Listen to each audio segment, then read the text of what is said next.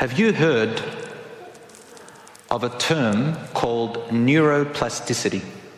Or it's also called brain plasticity.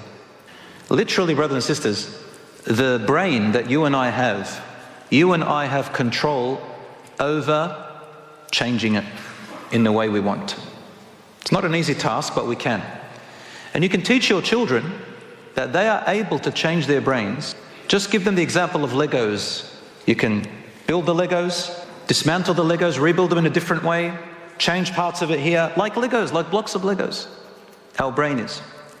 Right inside there are little tiny channels, all right? Neurons connect to other neurons. Allahu Alam, 30 billion, 300 billion, I don't know, many billions of neurons. They connect and they make highways and roads. And they grow. Like these little roots, they grow. And they make new bridges and connections. When you develop habits, these channels grow. Develop other habits, these channels grow. You stop certain habits, the channels get less, other channels grow. Your brain gets rewired every time. It's a beautiful study. And Allah, He tells us that in the Qur'an. He tells us that we are responsible for what our brains decide. But the ones we're responsible for is the one right at the front of our brain, not the rest of our brain. Does anyone know at what age the child's brain is almost fully complete, close to adulthood? At what age do you think it's almost fully complete? Modern studies tell us about 6, could be 7, around that age. It's true.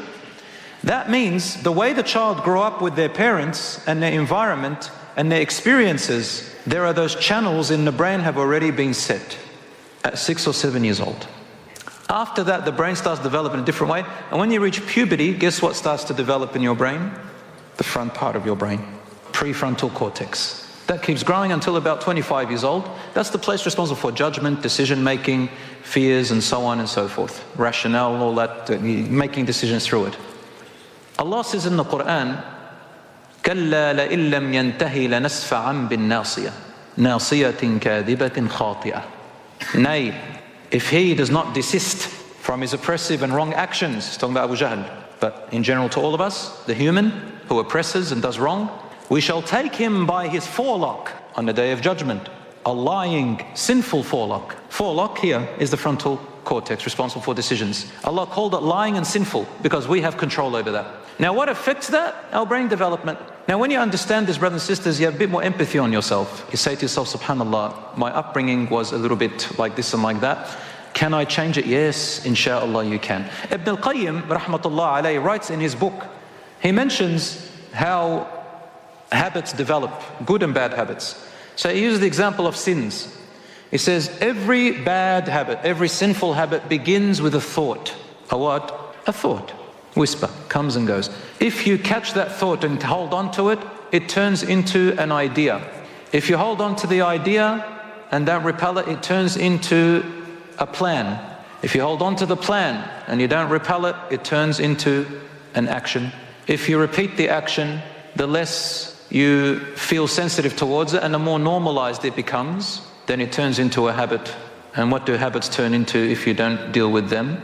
Addictions. Now, the reversal is the same way. Come up with a thought to counter it, then get an idea, plan it, do an action, get into the opposite habit again and again, and inshallah it'll go away.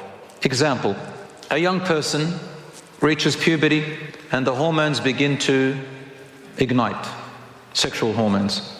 A friend at school says there are websites you can look at to satisfy your desire. He goes and thinks, my parents watch me everywhere, they've got this, then he goes, how am I going to do it? I've got a thought I want to look. How am I going to do it? I'll get an idea. The idea is, use some kind of software or some way, ask my friends. Then a plan, I'll choose the right time, this is where I'm going to look. Then the action happens. They didn't get caught. So they remember the pleasure. Next time again, and again, and again, and again, then it becomes a habit. Then it becomes an addiction. How to reverse that? Number one, you need willpower. You need to make that decision. Make wudu, pray 2 rak'ahs, and say, oh Allah, I have made the decision to work on myself, assist me and help me with your support. So you've got to make the decision. Then move forward. think. You got the thought, what's the idea? Reverse it. Well, when does it normally happen? It happens at night at this time. Through what? Through my device. Okay. Get rid of my VPN, whatever it is that I'm using. Put an app that stops these websites from coming up, and put your phone outside in the lounge when you go to sleep, and sleep. The first time it's very hard, but as you go forward, inshallah, sometimes you need support, sometimes you need to talk to a friend or somebody, and you can reverse it. It's not easy, but you can.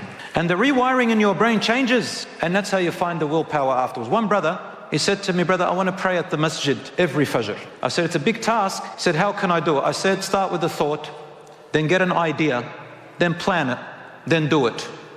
He said, my thought is to pray in the masjid every fajr. What's the idea? He said, I'm going to sleep a little bit early because my problem is that if I don't sleep early, I can't wake up. Next, I'm not going to drink coffee. I'm not going to eat late. My last meal will be 8 p.m., for example. Whatever he did, he knew himself. He planned for it. Then he woke up. First time was hard. Second time was that. Now, I played with his brain as well. Studying neuroplasticity, you've got to help him a bit. So I said to him, I just gave him a number. I just gave him any number. I said, it'll take you 40 days. Maybe it's right, maybe it's wrong. I just said 40 days. The brother, after 40 days, went to give a talk in Sydney. And when I say after 40 days, meaning like 2 months later or 3 months later, I went there, but it was, then he comes up and says, brother, wallahi, it worked. Wallahi, at 40 days, I couldn't turn back anymore. Till now, I'm doing it.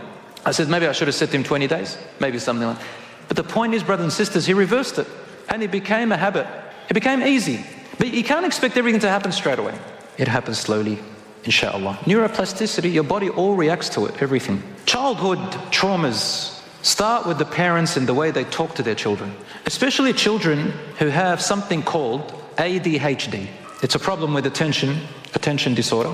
And what happens is that we don't understand that, we don't read a lot, we tend to make it worse. This child truly is born with a slight delay.